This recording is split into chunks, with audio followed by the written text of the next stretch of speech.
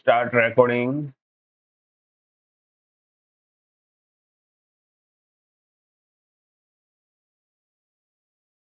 ચલો મિત્રો, હવે આપણે આગળના એમસીક્યુ સિરીઝ છે એ કન્ટિન્યુ કરીએ છીએ. ઠીક છે.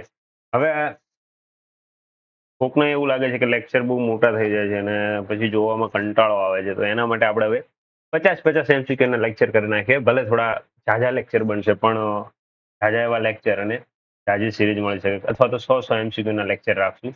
પેલા જોઈએ 50 એમસીક્યુ ના કેટલી મિનિટનો લેક્ચર બને છે, અને પછી 100 એમસીક્યુ નો કરશું. મિનિમમ આપણે 30 મિનિટ ઉપર લેક્ચર રહે તો સારું કહેવાય, બરોબર. એટલે અને કાં પછી એક કલાકનો આપણે ફિક્સ કરી દઈશું, પછી જેટલા એમસીક્યુ થાય એટલે. ચલો પહેલા આપણે જોઈએ 407મો ક્વેશ્ચન આપણે પહોંચ્યા હતા કાલે. ઠીક છે. તો 407મો ક્વેશ્ચન શું કહેવા માંગે છે? શું ઓપન યુનિવર્સિટીની લાક્ષણિકતાને સ્પર્શે છે? શું ઓપન યુનિવર્સિટીની લાક્ષણિકતાને સ્પર્શે છે? તો આમાંથી કઈ વસ્તુ એવી છે જે ઓપન યુનિવર્સિટીની લાક્ષણિકતાને સ્પર્શતું હોય એવી આપણને ચર્ચા કરવામાં આવી છે, બરોબર. તો કે ઉપનિષદ શિક્ષણ પ્રણાલી, તો કે આ યુનિવર્સિટીને શિક્ષણ જે છે ઓપન યુનિવર્સિટીને ઓલરેડી શું છે લાક્ષણિકતામાં આવે છે. પ્રત્યાચાર શિક્ષણ આ પણ ઓપન યુનિવર્સિટીમાં આવે છે. સૌના માટે ખુલ્લી યુનિવર્સિટી એ સાચું છે. એટલે આમાંથી જવાબ આવે છે આપેલા ત્રણેય, બરોબર. નેક્સ્ટ જોઈએ 408મો ક્વેશ્ચન. ખુલ્લી વિદ્યાપીઠમાં પ્રાદેશિક કેન્દ્રની કામગીરી શું નથી? ખુલ્લી વિદ્યાપીઠની અંદર પ્રાદેશિક કેન્દ્રની કામગીરી શું નથી એવું પૂછવામાં આવ્યું છે. તો કે અહીંયા આપણે જોઈએ કે કયું છે, તો અભ્યાસ કેન્દ્રિત તો નથી જ, બરોબર. આ તો નથી. જો ખુલ્લી વિદ્યાપીઠની અંદર અભ્યાસ કેન્દ્ર નથી, બરોબર. ખુલ્લી વિદ્યાપીઠ એટલે શું? અભ્યાસ કેન્દ્ર નથી. તમે ઘરે બેઠા આપો મુખ્ય મથકના ધારાધોરણ અભ્યાસ કેન્દ્ર સુધી પહોંચાડે, આ વસ્તુ સાચી છે. અભ્યાસ કેન્દ્રને સુપરવિઝન કરાવે એ સાચું છે. અભ્યાસ કેન્દ્ર સ્ટાફ માટેનું તાલીમ આયોજન, બરોબર. આ સાચા છે ત્રણે ત્રણ. એટલે નથી એવું પૂછ્યું છે, એટલે આપણે શું આવશે? અભ્યાસ કેન્દ્ર છે, બરોબર. એટલે અભ્યાસ કેન્દ્ર છે એવું આવતું નથી. પછી વાત કરીએ આપણે બોર્ડિંગટન, બરોબર. બોર્ડિંગટન અનુસાર આંકડાશાસ્ત્રને શેનું વિજ્ઞાન કહેવામાં આવ્યું છે એવું પૂછવામાં આવ્યું હતું, બરોબર. તો કે અહીંયા જે આંકડાશાસ્ત્રની વાત આવતી આપણે મનોવિજ્ઞાનની અંદર, મતલબ કે આપણે બીએડમાં જ્યારે ભણતા હતા ત્યારે અહીંયા અનુમાન અને સંભાવનાની જ વાત હતી. શું હતું? અનુમાન. અનુમાન અને સંભાવના વાળો ઓપ્શન છે. ઓકે, આ રહ્યો ડી વાળો. ત્રણે ત્રણ શું થઈ જાય છે? ખોટા થઈ જાય છે. અનુમાન અને સંભાવના. આંકડાશાસ્ત્ર એટલે સરેરાશ વિજ્ઞાન. સરેરાશનું શું કહેવામાં આવ્યું છે? વિજ્ઞાન. આવી વસ્તુ કહેનાર વ્યક્તિ કોણ હતા, બરોબર. તો કે અહીંયા આપણે ઉપર જ વાત કરતા હતા કોણ? બોર્ડિંગટનની. તો અહીંયા બોર્ડિંગટન જ આવવાના છે. બીજા કોઈને આપણે લેવાની જરૂર નથી, કારણ કે ઉપરના ક્વેશ્ચન્સમાં આપણે અહીંયા જવાબ મળી ગયા છે. માહિતી સંદર્ભમાં એકત્ર કરેલી માહિતી જે સ્વરૂપમાં મળી હોય છે તે સ્વરૂપમાં હોય તેવી માહિતી ગણાય છે. જો માહિતી સંદર્ભમાં એકત્ર કરેલી માહિતી જે સ્વરૂપમાં મળી હોય તે જ સ્વરૂપમાં હોય તેવી,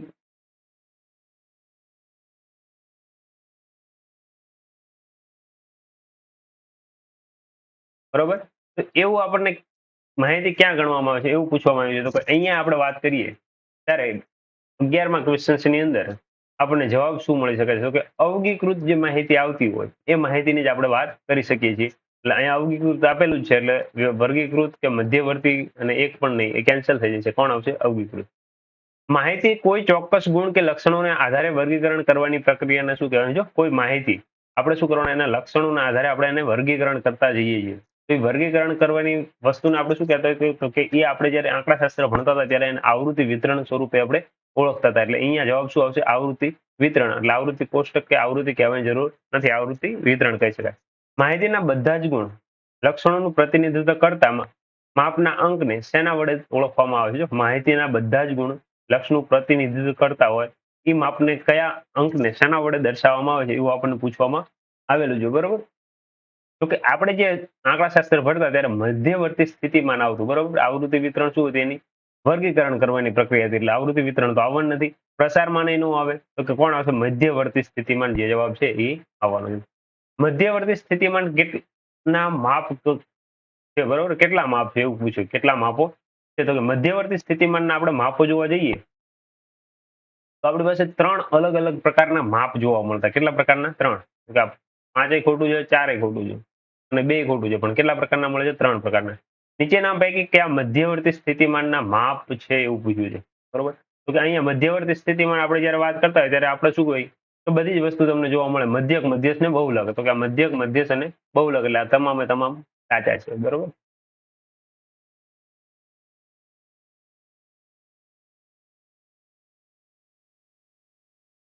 આપેલ માહિતીના બધા જ પ્રાપ્તાંકો કુલ સરવાળાને આપેલા પ્રાપ્તાંક સંખ્યા વડે ભાગવાથી મળતા પ્રાપ્તાંકને શું કહેવાય? જો આપેલ માહિતીના કુલ સરવાળા એને શું કરવાનું? આપેલા પ્રાપ્તાંકોની સંખ્યા વડે ભાગવાના. આપેલી પ્રાપ્તાંકો એટલે જેટલી સંખ્યા હોય ને, તો કે આવી જ વસ્તુ આપણે સૌથી શરૂઆતમાં શું શીખતા કે મધ્યક શીખતા હતા, બરોબર? એટલે અહીંયા આપણે મધ્યકની જ વાત કરી રહ્યા છીએ, બરોબર? આંકડા શાસ્ત્ર એટલે સ્ટેટિસ્ટિક્સ શબ્દ મૂળ કયા લેટિન શબ્દ પરથી ઉતરી આવેલો? જો આ શબ્દ રહ્યો સ્ટેટિસ્ટિયા ઉપરથી, સ્ટેટસ ઉપરથી, સ્ટેટિસ્ટિક ઉપરથી, બરોબર? તો કયા શબ્દ ઉપરથી ઉતરી આવેલો એવું આપણને પૂછવામાં આવ્યું, તો કે સ્ટેટસ ઉપરથી આ સ્ટેટિસ્ટિક શબ્દ ઉતરી આવેલો. અહીંયા સ્ટેટિયા ખોટું છે ને સ્ટેટિસ્ટિયા ખોટું છે અને સ્ટેટિસ્ટિક કઈ ખોટું છે. ક્યાંના ઉપરથી આવી? સ્ટેટસ ઉપરથી ઉતરી આવેલો સ્ટેટિસ્ટિક શબ્દ છે. જે ચલ માત્ર પૂર્ણાંક સંખ્યા જ ધારણ કરે છે તેવા ચલને કેવા ચલ કહેવામાં આવે છે? જે ચલ માત્ર ને માત્ર પૂર્ણાંક સંખ્યા ધારણ કરતા હોય એવા ચલોને કેવા ચલ કહી શકાય, બરોબર? તો કે અહીંયા જો પૂર્ણાંક સંખ્યા ભલે ધારણ કરતા હોય પણ સતત છે કે અસતત છે એવું કહી શકાય નહીં. એટલે અહીંયા સતત તો પહેલા જતું જ રહે, એટલે જવાબ શું આવે? અસતત. પૂર્ણ ચલ નો કહેવાય, અપૂર્ણ ચલ કહેવાય નહીં, પૂર્ણાંક સંખ્યા કીધી છે, બરોબર? એટલે કેવા આવે? અસતત ચલ આવે. અસતત શ્રેણીને બીજા કયા નામે ઓળખવામાં આવે છે? અસતત શ્રેણી જે છે એને બીજા કયા નામે ઓળખાય? તો કે બીજા એને જો સતત શ્રેણી તરીકે તો ઓળખાય નહીં, નિવારક શ્રેણી તરીકે ન ઓળખાય, બરોબર? હવે અખંડિત અને ખંડિત બધું છે, બરોબર? એટલે અહીંયા આપણને શું કીધું? સતત શ્રેણીને કેવા? ખંડિત શ્રેણી તરીકે ઓળખાય. અખંડિત એટલે પાછી કેવી થઈ જાય? સતત જેવું થઈ જાય. સતત આવૃત્તિ વિતરણમાં વર્ગોને સામાન્ય રીતે કેટલા પ્રકારમાં વહેંચવામાં આવે છે એવું પૂછવામાં આવે. સતત આવૃત્તિ વિતરણના વર્ગોને સામાન્ય રીતે કેટલા પ્રકારમાં વહેંચવામાં આવે છે? તો કે અહીંયા આપણે વાત કરી છે 420 ની અંદર કેટલા પ્રકારની અંદર તમે વહેંચી દેશો આને, બરોબર? તો કે આપણે એને બે પ્રકારમાં વહેંચી શકીએ. સતત આવૃત્તિ વિતરણ છે એને કેટલા પ્રકારમાં વહેંચી શકીએ? બે પ્રકારમાં. એટલે 3 ખોટું, 4 ખોટું ને 1 ખોટું. જવાબ કેટલો આવવો જોઈએ? 2. આ રહ્યો છે જ તે. સતત આવૃત્તિ વિતરણમાં વર્ગોને કયા વર્ગમાં વહેંચવામાં આવે છે? જો નિવારક પદ્ધતિ કે અનિવારક પદ્ધતિ એવી રીતના પૂછવામાં આવ્યું છે, બરોબર? તો કે અહીંયા વાત આવે કે સતત આવૃત્તિ વિતરણ નિવારકમાં પણ આવે છે ને અનિવારકમાં આવે છે, બરોબર? એટલે અહીંયા એ અને બી એટલે જવાબ આપણો શું બનશે? સી જવાબ બનશે. જે આવૃત્તિ વિતરણમાં વર્ગની ઉર્ધ્વ સીમાને નિવારવામાં આવે છે તો આવૃત્તિ વિતરણ કઈ પદ્ધતિનું ગણાય? જો જે આવૃત્તિ વિતરણ વર્ગની ઉર્ધ્વ સીમાને નિવારવામાં આવે તે આવૃત્તિ વિતરણ કઈ પદ્ધતિનું ગણાય એવું આપણને પૂછવામાં આવેલું છે, બરોબર? તો કે અહીંયા આપણે જ્યારે ઉર્ધ્વ સીમાની વાત આવે ત્યારે હંમેશા યાદ રાખવાનું કે નિવારક પદ્ધતિનો જ ઉપયોગ થાય છે. એટલે આ અનિવારક એ ખોટું, સતત એ ખોટું અને અખંડિતતા ખોટું. સતત આવૃત્તિ વિતરણમાં વર્ગની ઉર્ધ્વ સીમાને તે જ વર્ગમાં સમાવી લેવામાં આવે તો તે આવૃત્તિ વિતરણ કઈ પદ્ધતિનું ગણાય છે? જો સતત આવૃત્તિ વિતરણ, ઓલા કણ ખાલી આવૃત્તિ વિતરણ હતું અને વર્ગની ઉર્ધ્વ સીમાની વાત હતી. અહીંયા સતત આવૃત્તિ વિતરણ આપેલું છે અને વર્ગની ઉર્ધ્વ સીમાને તે વર્ગમાં સમાવી લેવાની વાત છે, બરોબર? તો એ વર્ગની અંદર સમાવી લેવા માટે આપણે એને અનિવારક પદ્ધતિનો ઉપયોગ કરવી છે. એટલે અહીંયા નિવારક જતું રહે છે. જવાબ શું આવશે? અનિવારક પદ્ધતિ. અખંડિતતા કે અસતત આવતું નથી. વર્ગની અધસીમા અને ઉર્ધ્વ સીમા, જો અધસીમા